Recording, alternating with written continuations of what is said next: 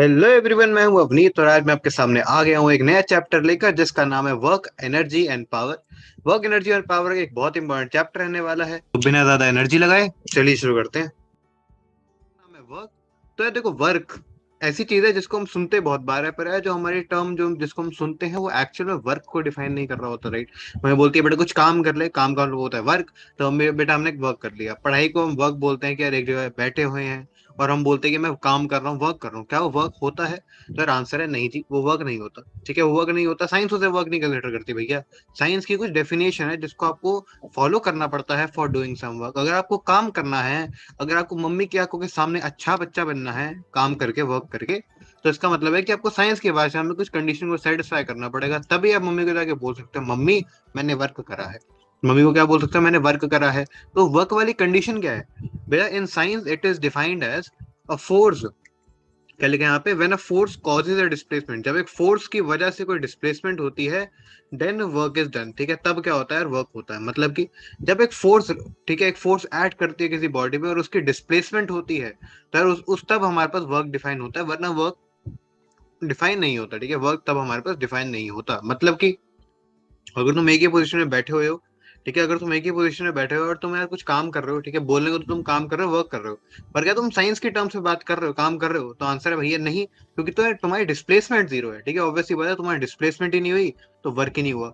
ठीक है, डिस्प्लेसमेंट नहीं हुई मतलब वर्क नहीं हुआ। तुम एक जगह बैठे हुए, हमें फर्क नहीं पड़ता यार तुम कितना ही दिमाग चला लो, पर तुम्हारा वर्क डन जीरो है। तुम्हारा क्या है? वर्क डन जीरो है, बिल्कुल ठीक है। तो यार आती है कंडीशन। क्या कंडीशन क्या है कि यार वर्क जो है हमारे पास जीरो ना हो जाए उसके लिए, तो वो कंडीशन होती है कि जो फोर्स है डिस्प्लेसमेंट से परपेंडिकुलर नहीं होनी चाहिए। ठीक है, फोर्स जो है वो डिस्प्लेसमेंट से परपेंडिकुलर नहीं होनी चाहिए। मतलब कि फोर्स है, मैं ऊपर लगा रहा हूँ, डिस्प्लेसमेंट इस साइड हो रही है। ठीक है, फोर्स मैं कहाँ लगा रहा हूँ? ऊपर की तरफ लगा रहा हूँ, डिस्प्लेसमेंट कहाँ हो रही है? इस डायरेक्शन में, एक्स एक्सिस में हो रही है। मैं फोर्स वाई एक्सिस में लगा रहा हूँ, तो भैया तब हमारे पास वर्क डन क्या हो जाता है? जीरो हो जाता है। तब हमारे पास वर्क डन क्या होगा? जीरो हो जाता है। हमें कुछ ना कुछ डिस्प्लेसमेंट चाहिए होती है उसी डायरेक्शन में जिस डायरेक्शन के अंदर हम वर्क करते हैं, या फिर उसके ऑपोजिट डायरेक्शन में चल जाएगी, पर परपेंडिकुलर डायरेक्शन में आंसर है बिल्कुल जीरो फोर्स आ जाती। ठीक है, दस for a force acting parallel to S. ठीक है, तो यार हम इसके कुछ केसेस बना लेते हैं जो कि हमारे कोर्स के अंदर आ रहे होंगे। यार तीन ही केसेस आते हैं हमारे कोर्स में, 11th लेवल पे काफी अच्छी चीजें आ जाती है, बट अभी हमारे बस में इतना ही है, राइट। तो हम बोल सकते हैं कि 10 for a force acting parallel to S. अब पैरेलल टू एस का मतलब क्या है? क्या जो हमारी डिस्प्लेसमेंट है वो भी इस डायरेक्शन में है, फोर्स भी इसी डायरेक्शन में है। ठीक है, जैसे मैंने यहाँ पे दिखाने की कोशिश करी है। क्या जो हमारे पास जो फोर्स है वो किस डायरेक्शन में है यार? आगे की तरफ प्लस पॉजिटिव एक्स डायरेक्शन में बोल सकते हो, और जो डिस्प्लेसमेंट है वो भी दिख रही है क्लियरली पॉजिटिव एक्स डायरेक्शन में है। अगर हमारे पास डिस्प्लेसमेंट भी पॉजिटिव एक्स डायरेक्शन में है, फोर्स भी पॉजिटिव एक्स डायरेक्शन में है, तो इसका मतलब है वर्क डन जो होगा ना, उसका फॉर्मूला याद कर लो यार, एफ इंटू एस करना। मतलब जो भी फोर्स लगी उसको डिस्प्लेसमेंट से मल्टीप्लाई कर दो, and what we get is work done. ठीक है, what we get is work done आ जाता है। ठीक है, तो 10 for a force acting parallel to S, ठीक है, that is displacement, S is displacement. तो हम उसे बेसिकली क्या बोलेंगे? उसका वर्क डन हो जाएगा एफ एस। मतलब यार अगर तुम कुछ सोमाटिक कुछ फोर्स लगा रहे हो किसी चीज को मूव करने के लिए, और उसका जो डिस्प्लेसमेंट जो हुआ, ठीक है, तो उसकी डिस्प्लेसमेंट हुई थी वो 10 मीटर थी, एंड तुमने फोर्स लगाया दो न्यूटन का, तो तुम्हारा कितना वर्क डन हो जाएगा? 2 इंटू 10 दैट इज 20। ठीक है, 20 हमारे पास वर्क डन हो जाएगा। इसकी यूनिट देखते हैं क्या होती है, अभी आगे देखेंगे। And for a force acting anti parallel to S. Anti parallel का मतलब क्या होता है? क्या अगर मैं फोर्स एक डायरेक्शन में लगा रहा हूँ तो बिल्कुल उसका एंटी पैरेललिटी, मतलब पैरेलल तो है पर एंटी डायरेक्शन में। मतलब अगर मैं पॉजिटिव एक्स में फोर्स लगा रहा हूँ तो नेगेटिव एक्स के अंदर नेगेटिव एक्स के अंदर डिस्प्लेसमेंट हो रही है, या फिर उल्टा कि अगर मैं नेगेटिव एक्स के अंदर, अगर मैं नेगेटिव एक्स के अंदर फोर्स लगा रहा हूँ जैसे यहाँ पे दिखा रखा है, अगर मैं यहाँ पे नेगेटिव एक्स में फोर्स लगा रहा हूँ तो पॉजिटिव एक्स में अगर डिस्प्लेसमेंट हो रही है, तब हमारे पास फॉर्मूला क्या बनता है? तब हमारे पास फॉर्मूला होता है work is equal to minus F S. ठीक है, वर्क क्या होता है? माइनस एफ एस होता है। मतलब यार तुम पीछे की तरफ फोर्स लगा रहे हो एंड जो डिस्प्लेसमेंट है वो आगे की तरफ हो रही है। ठीक है, लेट करते हैं कि तुमने पीछे की तरफ दो, लेट करते हैं कि तुमने पीछे की तरफ 2 न्यूटन का फोर्स लगाया एंड जो डिस्प्लेसमेंट है वो आगे की तरफ, ठीक है, पॉजिटिव डायरेक्शन में 10 मीटर की हो जाती है, तो तुम्हारा वर्क डन कितना होगा? -20 हो जाएगा। ठीक है, तुम्हारा वर्क डन कितना हो जाएगा? -20 हो जाता है। एंड क्लियरली यार हम देख सकते हैं कि वर्क डन जो है वो plus minus F S type की चीज है, राइट। क्या है? वर्क डन हमारे पास plus minus F S type की चीज हो जाती है, जिसकी वजह से हम बोल सकते हैं कि यार इसके ना यूनिट्स निकालना इज वेरी आसान। कैसे यूनिट्स निकालेंगे? तो यूनिट सबसे पहले हम जानते हैं कि फोर्स की यूनिट क्या होती है भाई? फोर्स की यूनिट न्यूटन होती है। ठीक है, फोर्स की यूनिट क्या होती है? न्यूटन होती है। और न्यूटन को हम बोलते हैं KG metre per second square भी बोलते हैं, राइट इसको, तो ये हमें याद होगा। फोर्स की यूनिट होती है न्यूटन होती है या फिर KG metre per second square. कैसे यार केजी न्यूटन पर सेकंड स्क्वायर आएगा, ये याद करा होगा। एमए होता है ना फोर्स, तो ये मास केजी से आता है और acceleration metre per second square होता है, राइट। और अगर मैं डिस्प्लेसमेंट की बात करूँ तो डिस्प्लेसमेंट कहाँ से आता है, डिस्प्लेसमेंट इज मीटर ओनली, ठीक है। डिस्प्लेसमेंट की ऐसा यूनिट इज मीटर। तो हम यहाँ पे बोल सकते हैं कि यार जो वर्क डन है वो क्या हो जाएगा, न्यूटन मीटर हो गया, ठीक है, न्यूटन इंटू मीटर हो गया। और मैं यहाँ पे बोल सकता हूँ कि अगर मैं न्यूटन की जगह डाल देता हूँ, अगर मैं न्यूटन की जगह डाल देता हूँ KG metre per second square multiply by metre, right. क्या होगा यहाँ पे, KG metre per second square, ठीक है। इसको किससे मल्टीप्लाई कर रहे हैं, मीटर से मल्टीप्लाई कर रहे हैं, ठीक है। तो क्या होगा, मीटर मीटर मल्टीप्लाई आके मीटर स्क्वायर बन जाए। तो what we get is KG metre square plus by second square, ठीक है, ये भी हम बोल सकते हैं। और यार साइंटिस्ट लोगों ने वापस बोला कि मुझसे इतना बड़ा काम नहीं होगा यार, मैं तो नहीं बोल पाऊंगा KG metre square by second square. तो इसका इन्होंने अलग से खुद का नाम रख दिया, उन्होंने बोला इसकी जो यूनिट है, इसकी जो यूनिट है वर्क डन की, उसे हम बोलेंगे जूल, ठीक है। इसकी जो यूनिट है उसको हम बोलेंगे जूल, JOULE, जूल। और जे, ठीक है, इसका यूनिट जो होती है जे होती है। तो तुम बोलोगे कि अगर यार मैं 10 न्यूटन की फोर्स लगा रहा हूँ और 2 मीटर मैंने डिस्प्लेसमेंट क्रिएट करी है अगर, तो हम बोलते हैं 20 जूल का मैंने वर्क करा है, ठीक है। मैंने कितना वर्क करा है, 20 जूल का वर्क करा है। नीचे अगर हम बात करें तो लिखा है यहाँ पे, is force and work are perpendicular then work is equal to zero. एक और है, जैसे मैंने पहले बताया था कंडीशन, कि अगर फोर्स और वर्क, जैसे अगर फोर्स इस डायरेक्शन में लग रहा है एंड वर्क जो है जो डिस्प्लेसमेंट है वो इस डायरेक्शन में हो रहा है, ठीक है, यहाँ पे वर्क नहीं डिस्प्लेसमेंट आएगा। डिस्प्लेसमेंट अगर है हमारे पास इस डायरेक्शन के अंदर है, ठीक है, डिस्प्लेसमेंट अगर ऐसे है हमारे पास कंडीशन कोई जिसके अंदर परपेंडिकुलर बन रहा है यहाँ पे इन शॉर्ट, तब यार तो वर्क कितना होता है, वर्क हमारे पास 0 जूल होता है। वर्क क्या होता है हमारे पास, बोलो साथ में, 0 जूल हो जाता है। Work is equal to 0 joule. इसका एग्जाम्पल लेते हैं, इसका एग्जाम्पल क्या होता है। यार ये इसका एग्जाम्पल है बड़ा इंपॉर्टेंट। जब यार तुम किसी चीज को गोल गोल घुमाते हो, अगेन यार अंदर कौन सी फोर्स लगी है, तो हम सब जानते हैं, हमने ग्रेविटेशन को पढ़ा है, जिसके अंदर हमने बताया था इसे सेंट्रीपिटल फोर्स, राइट। इसका नाम क्या है, सेंट्रीपिटल फोर्स लग रही है अंदर की तरफ। ये जो सेंट्रीपिटल फोर्स है इसकी जो डिस्प्लेसमेंट है क्या क्या है, बेसिकली एंगल कितना है, तो पाई/2 का, ठीक है, दैट इज 90 डिग्री का, ठीक है। पाई/2 मतलब 11 में जानोगे, पाई/2 इज 90 डिग्री, तो मैंने ऐसे गलती से बोल दिया। तो यस 90 डिग्री का यार हमें एंगल देखने को मिलता है between displacement and force. And इसी की वजह से हम बोल सकते हैं here force and displacement are perpendicular, thus work done is equal to 0 joules, ठीक है। तो अगर कोई पूछे कि यार अगर मेरे को कोई घुमाना है, कोई स्ट्रिंग घुमानी है और उसके एंडिंग में कुछ लगा हुआ है, मुझे उसको घुमाना है गोल गोल, तो मुझे कितना वर्क करना पड़ेगा, तो आंसर है 0। क्यों, क्योंकि यार हमारा जो फोर्स और डिस्प्लेसमेंट है वो परपेंडिकुलर है एक दूसरे से। एंड हम सब जानते हैं क्या, अगर हमारे पास फोर्स एंड डिस्प्लेसमेंट अगर परपेंडिकुलर होती है तो जो वर्क डन जो हमारे पास आता है वो कितना आता है, 0 जूल्स आता है। अगर मैं इस पेज की थोड़ी सी रिवीजन करूँ तो क्या होगा, या वर्क डन हम बेसिकली डिस्प्लेसमेंट एंड फोर्स जब होती है साथ में तब हम बोलते हैं। कंडीशंस क्या होती है हमारे पास यार, कि परपेंडिकुलर नहीं होनी चाहिए, बाकी सारी कंडीशन सही हैं। और अगर मैं बात करूं यार तो 10 for a force acting parallel to S, अगर यार कोई फोर्स है जो पैरेलल टू एक्ट कर रही है तो एफ एस हो जाएगा। अगर एंटी पैरेलल एक्ट करे तो माइनस एफ एस हो जाएगा। और अगर परपेंडिकुलर एक्ट करे तो 0 जूल हो जाता है। ऑल्सो इसकी अगर एसआई यूनिट की बात करें तो एसआई यूनिट इसकी जूल होती है, JOULE, जूल, राइट। और इसको हम कैसे निकालेंगे, फोर्स की न्यूटन हो रही थी, एस की हमारे पास डिस्प्लेसमेंट की मीटर हो रही थी, मल्टीप्लाई करेंगे we get newton metre. Newton metre का दूसरा नाम है जूल, ठीक है। तो ये हमारे पास फाइनल आंसर आता है। नेक्स्ट यार हम एक क्वेश्चन करके देखते हैं, तुम्हें काफी सारी मतलब कॉन्फिडेंस आ जाएगा इसके बाद करने के बाद। तो यार यहाँ पे क्या लिखा है, a porter lifts a luggage of 15 kg, ठीक है। तो यार एक पॉटर है, मतलब एक इंसान है यहाँ पे, तो इंसान ड्रॉ कर लेते हैं। सो यस यहाँ पे एक इंसान ड्रॉ कर लेते हैं, मेरे पास एक पॉटर है, ठीक है। और यार बेसिकली क्या कर रहा है, लगेज एक जो लगेज जैसे मानते हैं जमीन में पड़ा था, ठीक है। पहले लगेज क्या पड़ा था, पहले जमीन में पड़ा था।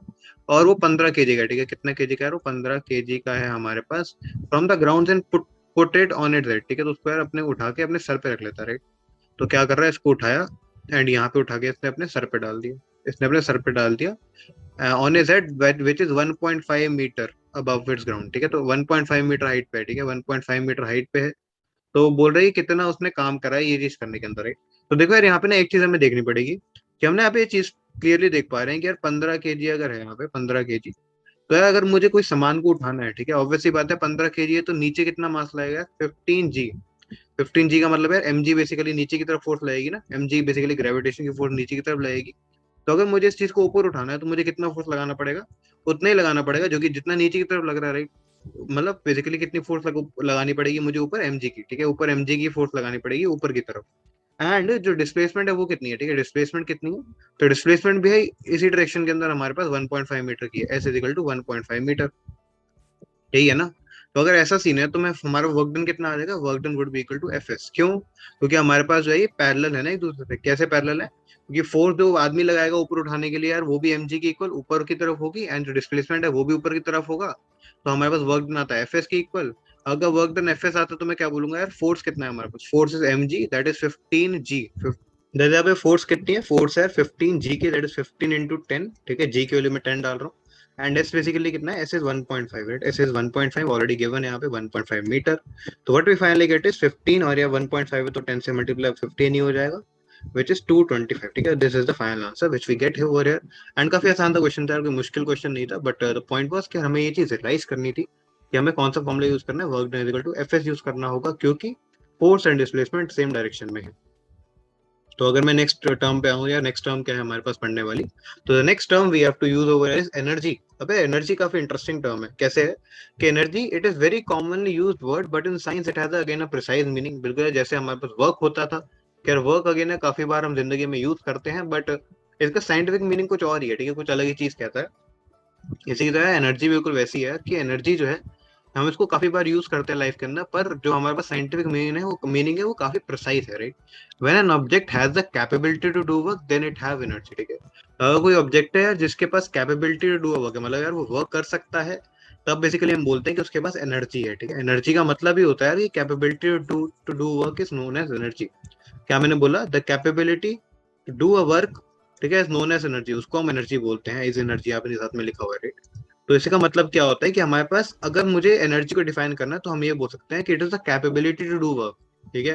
वर्क हमारे पास हमने डिफाइन करा कि यार फोर्स और डिस्प्लेसमेंट एफ एस होता है, तो मैं बोलूंगा एनर्जी बेसिकली क्या है यार, वर्क को करने की कैपेबिलिटी को हम वर्क एनर्जी कहते हैं।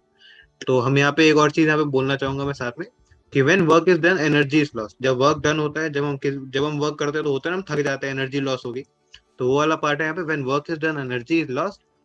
एंड जिसके ऊपर हम वर्क करते हैं, ठीक है, जिसके ऊपर हम वर्क करते हैं उसको वो एनर्जी गेन करता है, ठीक है, वो एनर्जी गेन करता है। और अगर मैं किसी चीज के ऊपर वर्क कर रहा हूँ, कोई चीज को चलाने के लिए वर्क कर रहा हूँ, तो बेसिकली वो एनर्जी गेन करता है और हम एनर्जी लूज करते हैं। जैसे यार अगर तुम फुटबॉल खेलते हो, ठीक है, अगर तुम फुटबॉल खेल रहे होते हो तो तुम यार फुटबॉल के ऊपर वर्क कर रहे हो, ठीक है, फुटबॉल को किक करते हो, मतलब फुटबॉल के ऊपर वर्क कर रहे हो, ठीक है। एंड बेसिकली तुम्हारी एनर्जी जो है, तुम एनर्जी लूज करोगे और जो फुटबॉल है वो एनर्जी गेन करेगी, ठीक है। एनर्जी गेन करती है तभी आगे जाती है ना, हम देखेंगे भी कौन सी एनर्जी गेन करती है, उसे हम काइनेटिक एनर्जी कहते हैं, राइट। तो बेसिकली वो कुछ एनर्जी गेन कर रही है फुटबॉल, और तुम कुछ एनर्जी लूज कर रहे हो, right. Any object with energy can do work. और एक और सिंपल सी लाइन ना, हमने जैसे बोला था कि एनर्जी और कुछ नहीं होती, कैपेबिलिटी टू डू वर्क है, राइट। तो ऑब्वियस सी बात है, अगर किसी के पास कैपेबिलिटी है, ठीक है, अगर किसी के पास कैपेबिलिटी है तो मतलब वो बेसिकली कुछ कर सकता है, राइट। तो बिल्कुल वैसे लिखा हुआ है, एनी ऑब्जेक्ट जिसके पास एनर्जी है, मतलब कैपेबिलिटी टू डू वर्क है, तो बेसिकली वो वर्क कर सकता है। तो वही यहाँ पे चीज लिखे, कोई बहुत बड़ा काम नहीं लिखा। दस वर्क और एनर्जी जो है वो ऑलमोस्ट इक्वली चीज होती है, ठीक है। द वर्क और एनर्जी जो है वो ऑलमोस्ट इक्वल चीज होती है। मतलब मैं यहाँ पे पहले ही बताया था, काइनेटिक एनर्जी के लिए work is equal to kinetic energy होता है। एंड जो पोटेंशियल एनर्जी होता है हमारे पास, उसके लिए यार हमारे पास वर्क प्लस पोटेंशियल एनर्जी हमारे पास जीरो होता है, या फिर बोल सकते हो कि माइनस वर्क जो होता है, माइनस टाइम वर्क जो होता है वो पोटेंशियल एनर्जी आता है। अभी कैसा है, क्यों यार ये 11 में आती हैं चीजें, बट अभी के लिए यार तुम्हारे काम नहीं आने वाली। 11 में अगर आएंगे तो काफी अच्छे से पढ़ेंगे, पर अभी जरूरत नहीं है। तो यस वही चीज है यहाँ पे कि work is almost equal to energy होता है। एंड साइन का बस फर्क पड़ेगा, प्लस या नेगेटिव वाला सीन आएगा। That's the same unit of joules, ठीक है। तो यार इसलिए यहाँ पे ऑब्वियस सी बात है, अगर वर्क एनर्जी दोनों ऑलमोस्ट सेम ही चीज है, तो अगर जूल्स हमारे पास वर्क की यूनिट है तो हमारे पास एनर्जी की यूनिट क्या होगी, जूल्स ही हो जाएगी। और जूल्स ऑब्वियसली यार मैं एक और यहाँ पे टर्म बताया था जो यूज होती है काफी, किलो जूल्स काफी बार यूज होता है, राइट। तो किलो जूल्स है, जैसे हमारे पास ग्राम का किलोग्राम होता है तो 10,000 से हमें मल्टीप्लाई करना होता है। तो कोई वही यार यहाँ पे काम करेगी, 1 kilo joule is equal to 1000 joule, ठीक है, 1 kilo joule is equal to 1000 joule, या फिर 10 टू द पावर 3 जूल, वो तुम्हारी मर्जी है, तुम कैसे लिखना चाहते हो। और अगर मैं नीचे बात करूँ टाइप्स ऑफ एनर्जी के ऊपर, तो एरिया तो हमारे पास टाइप्स ऑफ एनर्जी के, जैसे हमारे पास टाइप्स ऑफ एनर्जी के अंदर आता है विंड सोलर, ठीक है, विंड सोलर और न्यूक्लियर एनर्जी, काफी सारे टाइप की एनर्जी होती है। बट हमारे काम की कौन सी, ठीक है, हमारे लिए कौन सी महत्वपूर्ण है, तो हमारे लिए यार ये वाली महत्वपूर्ण है, ठीक है। क्या नाम है इसका, mechanical energy. And mechanical energy क्या, दो पार्ट है। पहला होता है पोटेंशियल एनर्जी, दूसरा होता है काइनेटिक एनर्जी, राइट। तो हमारे लिए यही महत्वपूर्ण एनर्जी के पार्ट्स हैं। बाकी जो विंड सोलर हीट और बहुत सारी टाइप्स की एनर्जी होती है, ठीक है, साउंड एनर्जी होती है, न्यूक्लियर एनर्जी होती है, एटॉमिक एनर्जी होती है, पर इन सबको हमें पढ़ने की जरूरत नहीं है, हमारे काम की नहीं आएगी। 11 के अंदर 11 12 के अंदर आना फिर पढ़ो, ठीक है, तो तब काम आ जाए। तो अगर मैंने मैकेनिकल एनर्जी का नाम ले ही लिया, तो फिर काइनेटिक एनर्जी के ऊपर भी थोड़ी बातचीत कर ही लेते हैं, राइट। तो काइनेटिक एनर्जी बेसिकली क्या चीज है ना, the energy with virtue to motion और velocity known as kinetic energy. तो जैसे काइनेटिक जो होता है ना, काइनेटिक शब्द साइंस के लिए हमेशा तब यूज होगा जब कोई चीज मूव करती है, ठीक है। मोशन के लिए हम काइंड ऑफ काइनेटिक शब्द का इस्तेमाल करते हैं, राइट। तो काइनेटिक एनर्जी बेसिकली कहाँ से आती है, जब भी कोई चीज मूव करती है ना, जब भी कोई चीज मूव करेगी तब बेसिकली हम बोलते हैं कि यार उसके पास काइनेटिक एनर्जी है। तब हम बेसिकली क्या बोलेंगे, उसके पास क्या है, काइनेटिक एनर्जी होती है। The energy with the virtue of motion और velocity known as kinetic energy. जैसे अगर मैं मूव कर रहा हूँ तो मेरे पास एक काइनेटिक एनर्जी होगी। अगर मैं किसी को गोली मारूंगा, ठीक है, तो यार बेसिकली बुलेट जो है उसके पास कुछ वेलोसिटी है, जिसकी वजह से हम बोलेंगे उसके पास काइनेटिक एनर्जी होती है। एग्जाम्पल इसका ले सकते हैं कि यार slow bullet and fast bullet. Obvious सी बात है, अगर मैं किसी को बुलेट हाथ से फेंक के मारूंगा तो उसको लगेगी नहीं। ऑन द अदर हैंड अगर मैं गन से शूट करूंगा तो लग जाएगी। रीजन बीइंग, क्या जो बुलेट है उसके पास काफी ज्यादा एनर्जी होगी, क्योंकि उसकी वेलोसिटी काफी ज्यादा होती है, राइट। अगर मैं गन से शूट करूंगा तो उसकी वेलोसिटी बहुत हाई है। और अगर वेलोसिटी है तो मतलब उसमें काफी ज्यादा एनर्जी है, इतनी एनर्जी है कि वो मेरी बॉडी को बेसिकली पियर्स कर सकती है, किल कर सकती है मेरे, राइट। तो इसलिए हम बोल सकते हैं कि slow bullet and fast bullet को अगर मैं देखूं तो स्लो बुलेट जो होती है वो धीरे धीरे जाती है, हमें फर्क नहीं पड़ता लग भी जाए तो। और जो फास्ट बुलेट होगी वो हमारी बॉडी को पियर्स कर जाएगी। रीजन भी, ज्यादा वेलोसिटी ज्यादा काइनेटिक एनर्जी। और काइनेटिक एनर्जी को अगर तुम जानना चाहते हो कि वेलोसिटी से क्या रिलेशन है एग्जैक्टली, तो यार ये फॉर्मूला है हमारे पास काइनेटिक एनर्जी का। इसको प्रूव अभी नीचे करा दूंगा, बट यार सबसे पहले फॉर्मूला देख लो। फॉर्मूला कहता है kinetic energy equal to half M V square, ठीक है। ये हमारे पास एक काफी काफी ज्यादा इंपॉर्टेंट फॉर्मूला है, इसको अंडर एस्टिमेट मत करना फॉर्मूले को। फॉर्मूले का नाम है हाफ एम वी स्क्वायर, ठीक है। ये हमारे पास क्या है, काइनेटिक एनर्जी है किसी भी चीज की, राइट। हमें जनरली किसी चीज की काइनेटिक एनर्जी निकालनी है तो काइनेटिक एनर्जी ये आती है, हाफ एम वी स्क्वायर, ठीक है। और यहाँ पे यार एक और चीज यहाँ पे देख सकते हो, M is equal to obviously यहाँ पे मास है एंड वेलोसिटी हमारे पास वी है, ठीक है। तो ये ऑब्वियस चीज थी, कोई बहुत बड़ी चीज नहीं है, बट मैंने अगेन बता दिया है। अगर इसके प्रूफ की बात करो तो यार प्रूफ काफी काफी आसान काम है, कोई बहुत दिक्कत वाली बात नहीं है। इसके लिए यार हमें तीन ही क्वेश्चन चाहिए। पहली क्वेश्चन है V square minus U square equal to two S, ठीक है। थर्ड इक्वेशन ऑफ मोशन होती है ना, is the third equation of motion, ठीक है। थर्ड इक्वेशन ऑफ मोशन है। और भाई ये जो नीचे चीज लिखी है वो क्या है, F is equal to M A. यार ये बेसिकली हमारे पास न्यूटन का सेकंड लॉ है ना, न्यूटन सेकंड लॉ है हमारे पास, न्यूटन सेकंड लॉ।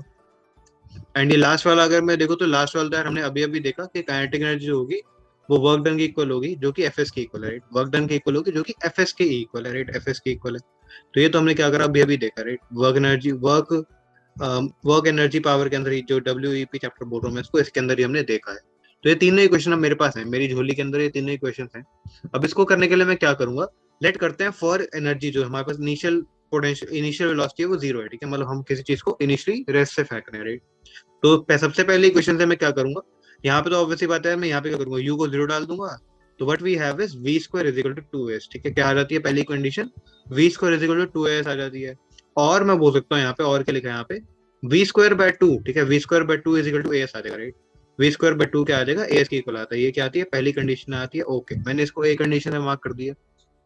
दूसरी कंडीशन क्या कहती है, from equation two F is equal to M में इसमें कोई चेंजेस नहीं करना, ठीक है। एफ फिजिकल टू एम में इसमें कोई चेंजेस नहीं करना। थर्ड इक्वेशन कहती है, थर्ड इक्वेशन थी हमारे पास work is equal to F S, ठीक है। Work is equal to F S था। मैं बोला यार एफ की जगह ना एम ए डाल देते हैं। एफ की जगह क्या डाल दूंगा, एम ए डाल देता हूँ। एफ वर्क हमारे पास एम ए की, फोर्स हमारे पास एम ए की इक्वल आती थी, तो मैंने क्या करा, जो फोर्स है उसको एम ए की इक्वल डाल दिया। तो what we have now is work done is equal to M A S, ठीक है। क्या था हमारे पास, वर्क हमारे पास एफ एस के इक्वल था, फोर्स को मैंने एम ए डाल दिया, तो what we get is work is equal to M S, ठीक है। वर्क हमारे पास क्या आता है, एम एस के इक्वल आ जाता है। और अगर वर्क हमारे पास एम एस के इक्वल है तो वी कैन इजिली पुट, हमने ऊपर ही मार्क करा था, क्या मार्क करा था कि A S is equal to V square by two. क्या था हमारे पास, ए एस क्या था, वी स्क्वायर बाय टू के इक्वल था। ओके जी, अगर A S V square by two के इक्वल है तो मैं क्या करूंगा, बस वैल्यू पुट कर दूंगा। What we finally have is work done is equal to half, ठीक है। M V square by two आएगा ना, बेसिकली ए एस की जगह वी स्क्वायर बाय टू आ जाएगा। तो what we can say is work done, जो कि काइनेटिक एनर्जी की इक्वल है, that comes equal to half M V square, that comes equal to half M V square. तो ये हमारे पास क्या आता है, प्रूफ आ जाता है फॉर डूइंग दिस, ठीक है। इन जनरल अगर मैं बोलूँ तो यार अगर मुझे वर्क डन निकालना है तो मैं कैसे निकालूंगा, अभी तो यार हमने बोलता कि इनिशियल एनर्जी, इनिशियल जो पड़े वो है वेलोसिटी वो जीरो है। अगर मेरे पास कोई वेलोसिटी होती भी इनिशियली तो मैं क्या करता, वर्क डन को मैं बोल देता delta kinetic energy which is half M V square minus half M U square, ठीक है। ये बोल देता, ठीक है, क्योंकि ये क्या है, फाइनल काइनेटिक एनर्जी है, ये इनिशियल काइनेटिक एनर्जी, ठीक है। तो इसको मैं बोल सकता हूँ वर्क डन के इक्वल।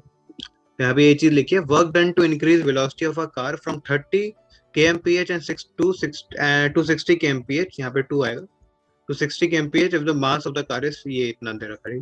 तो फिर यार kmph है तो kmph को करना पड़ेगा कन्वर्ट, दैट इज हम क्या करेंगे 5/18 से मल्टीप्लाई कर देंगे, क्या करेंगे 5/18 से मल्टीप्लाई कर देंगे। तो what we get is we have to 10 इधर 6, दैट इज 50/6, ना there's 25/3, ठीक है। 25/3 metre per second and there's 60 kmph and 60 को 5/18 से करेंगे तो what we get is 50/3 metre per second. ठीक है, ये आ जाएगा। अगर हमारे पास ये दोनों कंडीशन है, ठीक है, हमारे पास ये क्या इनिशियल वेलोसिटी है, ये क्या फाइनल वेलोसिटी है, मास हमें पता है, ठीक है, मास कितना है 1500 केजी है, दैट इज 1500 केजी। तो हमें क्या करना था यार, हमें पूछा वर्क डन निकालो, ठीक है, तो work done is a very easy task. क्या करना है, half M V square minus U square. तो क्या करूंगा यार, इसको करूंगा हाफ इंटू 1500 इंटू, और ये आ जाएगा 25 बाय बेसिकली 50/3 का होल स्क्वायर माइनस 25/3 का होल स्क्वायर। ठीक है, तो ये चीज हमारे पास सिंपली आ जाता है। बड़ा आसान सा क्वेश्चन है। तो यहाँ पे 750 आ जाएगा, व्हाट वी गेट इज 750, और ये हो जाएगा 4 - 1। और मैं अपनी सिंपल सी कैलकुलेशन कर रहा हूँ, तुम अपने हिसाब से कर सकते हो, कोई दिक्कत नहीं आएगी। तो 750 इंटू 625/9 इंटू 3, तो ये हमारे पास आता है फाइनल आंसर। ठीक है, तो ये आ जाएगा आंसर। इसका भी आंसर अगर मैं निकाल दो तो क्या आएगा, 625/25, जो भी है कर लेना, बड़ा आराम, मतलब हो जाएगा, बहुत आराम से हो जाएगा, कोई दिक्कत वाली बात यहाँ पे नहीं है। तो ऐसे यार हम आंसर निकाल रहे होंगे। फॉर्मूला हमें कौन सा यूज करना था, फॉर्मूला यूज करना है work done is equal to half M V square minus half M U square. ठीक है, तो half M V square minus U square आ जाएगा। तो ये फॉर्मूला यूज करके हमारे पास आंसर आ जाएगा। एंड इसी के साथ यार आज की वीडियो खत्म करते हैं। Hope you like the video. And यार काइनेटिक एनर्जी खत्म हो गया है। नेक्स्ट वीडियो के अंदर हम क्या करेंगे, जब पोटेंशियल एनर्जी के ऊपर बात कर रहे होंगे, बिल्कुल करेंगे। उसके बाद हम उसका प्रूफ करेंगे, हाँ जी वो भी बिल्कुल करेंगे। उसके बाद लॉ ऑफ एनर्जी कंजर्वेशन को पढ़ेंगे, और लास्ट में फिर चैप्टर एंड करते करते पावर की बात करेंगे, और फिर कमर्शियल यूनिट की बात करेंगे। तो ये वाली आज की वीडियो खत्म होती है। Hope you like the video and ये समझ आ गई होंगी। क्वेश्चन को करते रहे, तब तक के लिए चलता हूँ, टाटा गुड बाय, पढ़ते रहे।